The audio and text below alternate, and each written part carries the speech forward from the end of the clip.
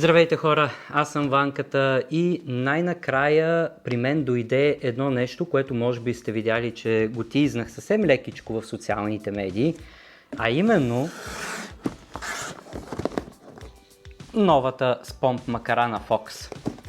Най-накрая Fox имат подходяща макара, която става за захранване, за сподене, както много хора обичат да казват, и реших преди да съм я окалял цялата в захранка, кал и какво ли още не, да взема да ви направя един истински анбоксинг, така както го правят професионалните ютубъри. Така че това е целта на това видео. Ще отворим новата макаричка, ще я разгледаме, ще си поговорим за нейните спецификации и ви обещавам, че всъщност ви готвя едно по-интересно видео за тази макара, където даже ще изпробваме и ще видим какви са възможностите. Аз лично нямам търпение, така че давайте да започваме анбоксинга. Преди да ви покажа обаче макарата, ще ви покажа шпулата, що пък да не започнем от шпулата. Най-сладкото ще го оставим за накрая и всъщност към макарата поръчах и една допълнителна шпула, защото всички знаем, че без допълнителни шпули не става.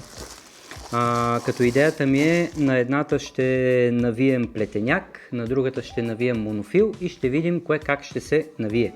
Защото честно казвам и на мен ми е много любопитно. Интересното е, че първо при мен пристигна шпулата и след това пристигна макарата. Но това е отделна тема за разговор. Шпулата, за разлика от всичките останали други макари на Fox, всъщност е много нетипична за тях, бих казал, защото както добре знаете, на другите 12 000 XC, 14 000 XC, 10 000 XC макарите, шпулите им са доста по-издължени, доста по-високи, докато тази шпула всъщност е доста по-нисичка и много по-тумбеста, по-широка шпула, което според мен е направено с идеята да може да ви даде едни екстра метри, когато замятате и когато си захранвате петното.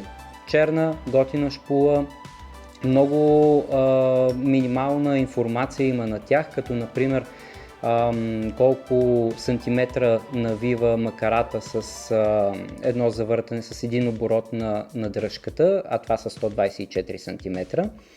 И също така една базова вместимост 0,18 поема цели 300 метра.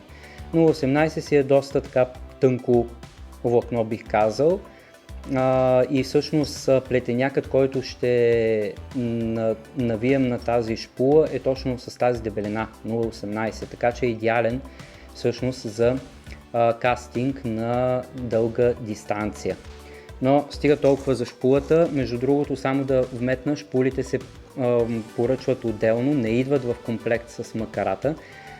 Така че ако искате допълнителна шпула, ще трябва да си я закупите отделно. Не са особено скъпи, така че може да си вземете една, две, три, колкото смятате, че ще ползвате. Оставяме обаче шпулата настрани, за да видим всъщност макаричката, която е пирона, гвоздея или там каквото искате го наречете на нашото шоу. И като за начало дайте да започнем с малко спецификации. Ей, тук отстрани на кутийката има изписани малко технически спецификации. Аз лично винаги гледам теглото на макарата, защото не обичам свръхтежките макари. И тази макара е цели 603 грама, което от всичките големи макари на Fox всъщност се прави една от най-леките макари. По спомен другите 10, 12 и всъщност 12 000 XC и 14 000 XC, 12 000 е 610, 14 000 мисля, че беше 620-630 грама, нещо от сорта, които като размер са горе-долу като тази макара, и виждате, че Fox са се постарали да направят една доста сравнително лекичка макара. Размерът е 10 000. Gear ratio е 5,2 към 1, което хем не е нито много бавно, нито много бързо, честно казано е някъде по средата и доста добро рейшио за това колко бързо се върти макарата.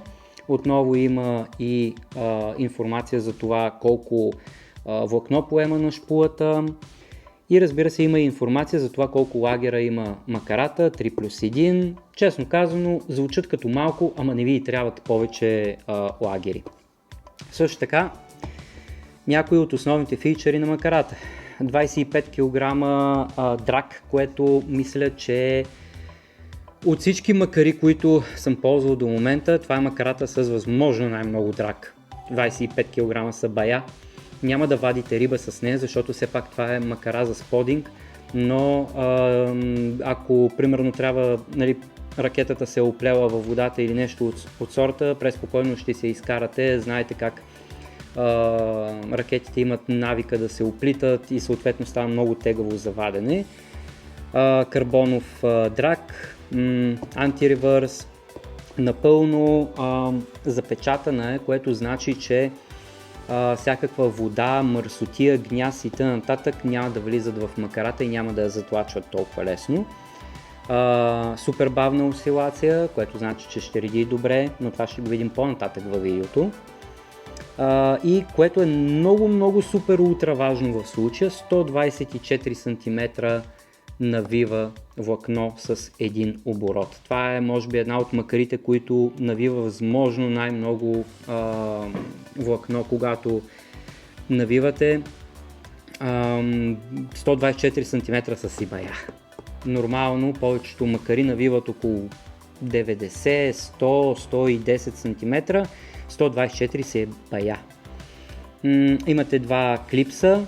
Имате, тялото е от карбон, подсилено с микс от някаква пластмаса и това е като цяло. Ето така изглежда и кутията, но не сте дошли за кутията, а сте дошли за да видим какво има в нея. Вътре има макаричка, ето така, и една бърза схемичка, ако решите под някаква форма да отваряте макарата, да си я ревизирате и така нататък. Аз лично не го правя, защото не съм много добър с сглабянето на частите отново обратно. Макаричката идва в много готино пликче, чувалче, наричайте го както искате. И ето я и макарата, черна с малко червено спомп лого отдолу. И както забелязвате, дръжката, която всъщност за първи път в фоксова макара не е от стандартните, които се навиват по стандартният начин, а е от тези, които се самонавиват в тялото на макарата, което значи, че тази макара няма да има никакви луфтове, ще върти отлично. И както виждате, всъщност макарата изглежда много добре и върти много мазно.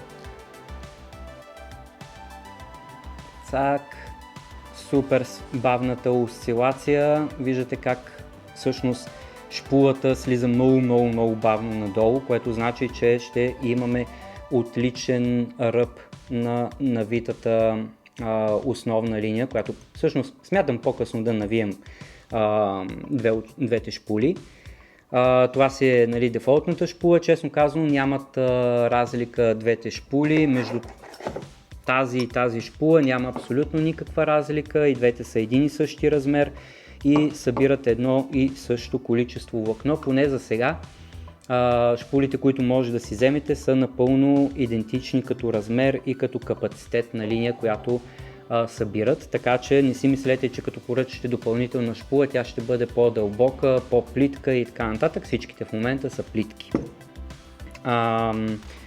Разбира се, драк.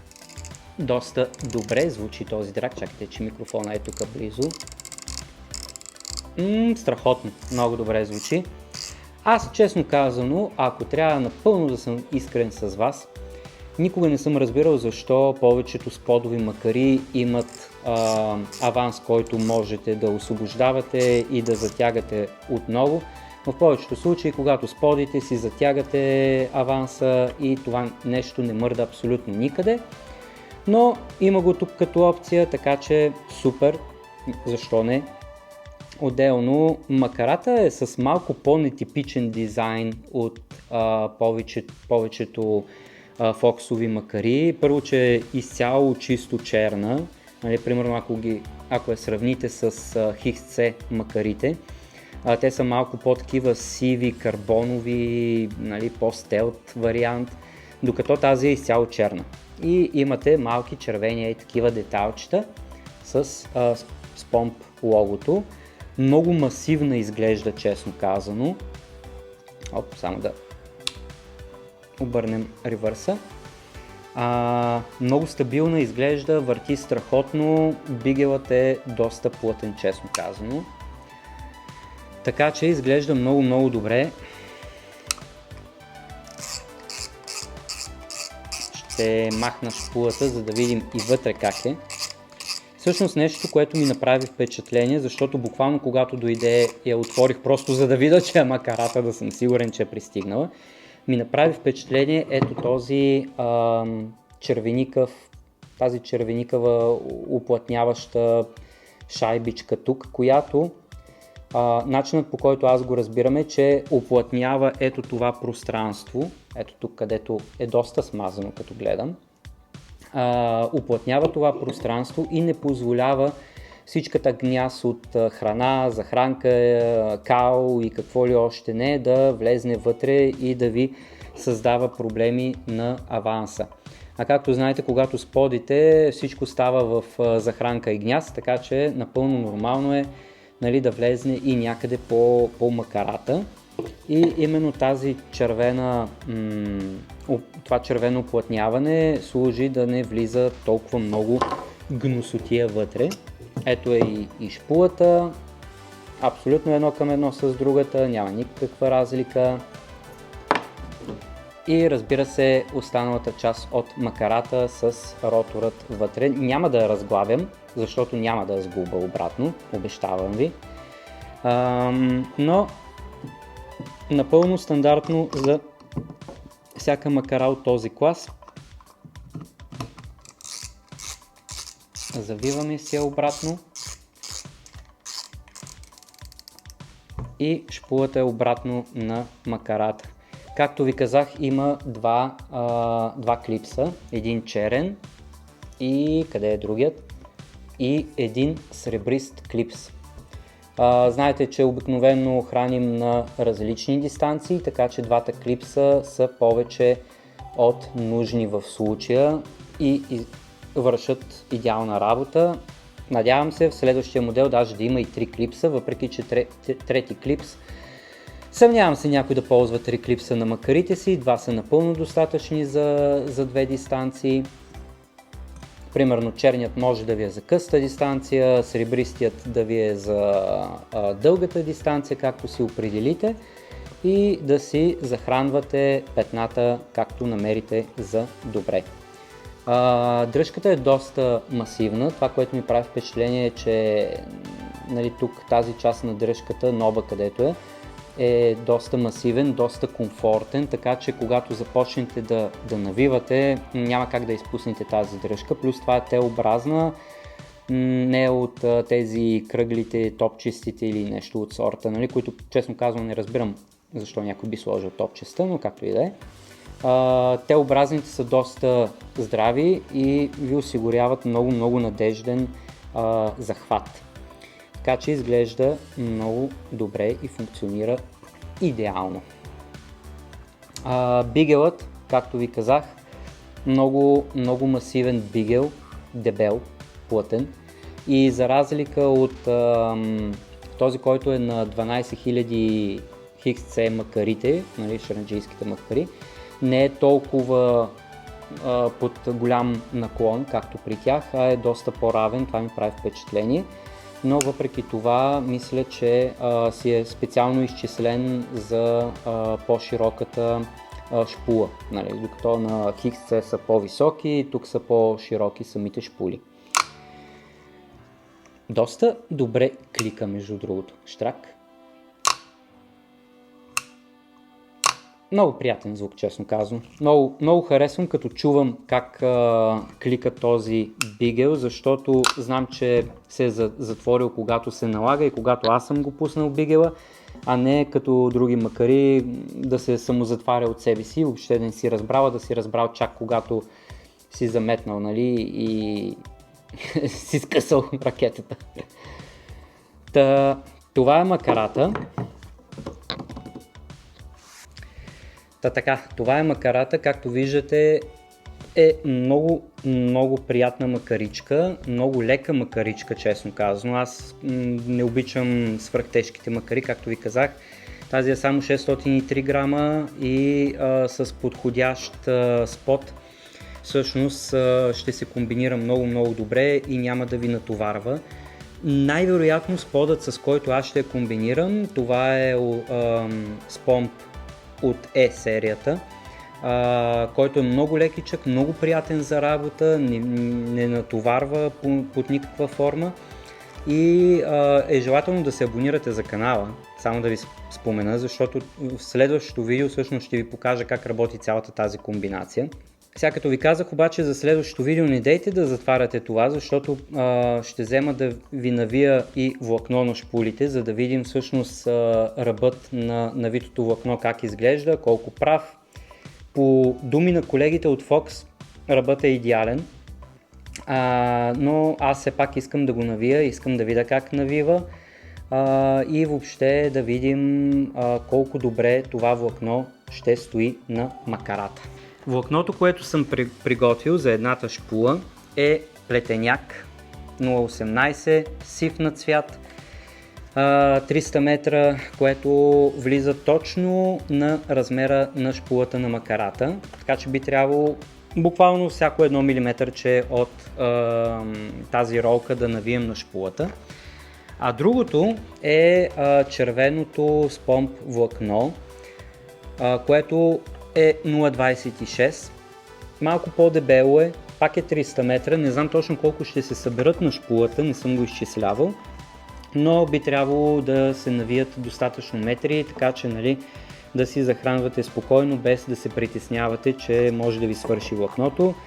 Разбира се, от ръка няма да захранвате на 200 метра, така че нали, нека да не се лъжим, най-вероятно ще захранвате около 100-120, аз поне до толкова захранвам.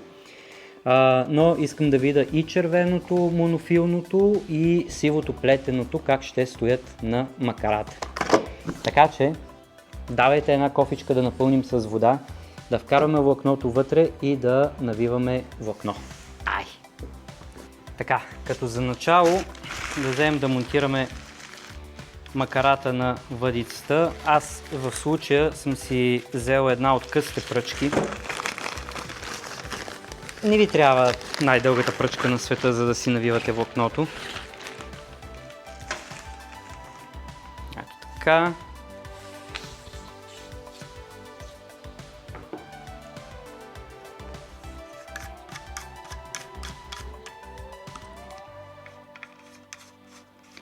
Така че мисля, че в случая тази ще си свърши идеална работа. Черно на черно. Ето го и как изглежда, макарата на пръчката. Това е X6S Ti, само че компактният вариант. Взех я за да си навия влакното на нея. И имаме също така и една кофа с вода. Така че с кое да започнем? Дайте да започнем с сивият плетеняк. И това нещо го пускате в кофата с вода. Връзваме му един възел, като постарайте се възелът да падне на всяка шпула.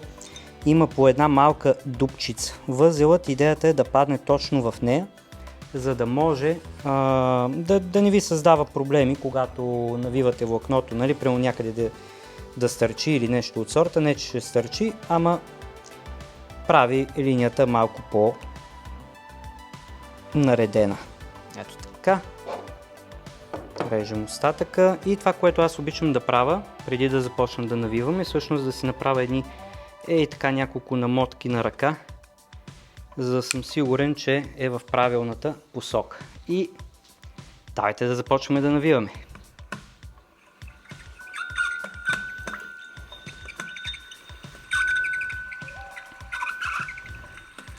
Хубаво е да придържате така доста добре влакното, за да може да се навива под напрежение, за да се навива по-плътно. Особено при плетеняците това е доста важно, защото когато влакното е във водата, то попива някаква вода, умеква и когато го навивате и изсъхне, то се стяга още повече.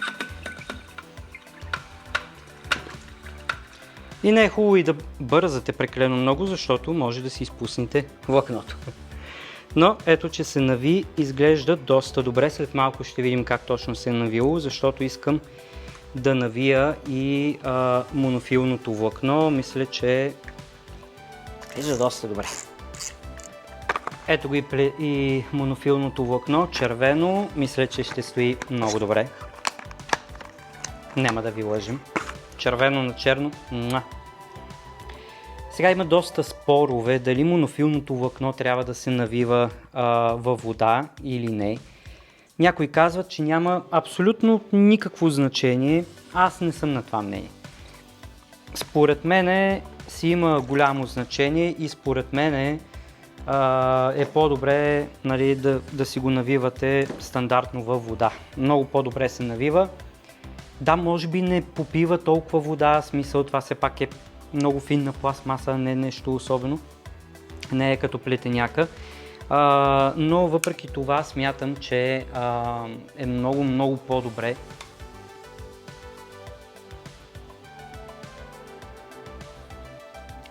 много по-добре, когато навивате влакното в вода, а не без вода.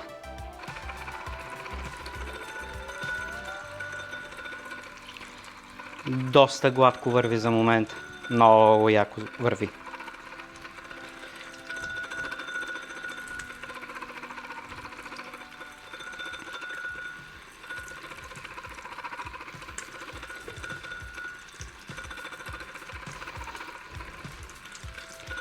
Сега на въпросът колко метра ще се навият от тази 300 метрова ролка, абсолютно нямам никаква идея. Защото маркировката, която е сложена на шпулите, всъщност е маркировка за брейд. Поема 0,18 брейд 300 метра. За монофил няма маркировка и ще е малко на принципа харесва ми до тук, не ми харесва. Но съм сигурен, че поне едни 150-160 метра ще събере. То не би трябвало и да ви трябват повече, де. Я да видим как върви. Много добре върви.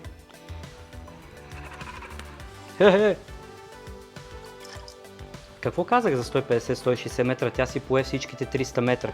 Браво! Много добре.